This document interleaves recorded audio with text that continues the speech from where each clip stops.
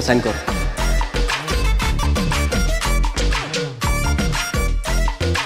কেন, তুই কি আমার স্থাবর অস্থাবর সব সম্পত্তি লিখে নিবি নাকি?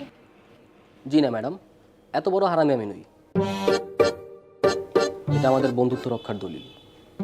মানে মানে সংবিধান বা চুক্তিপত্র। কিসের চুক্তিপত্র আর কিসের সংবিধান? কিসের চুক্তিপত্র কিসের সংবিধান তাই না?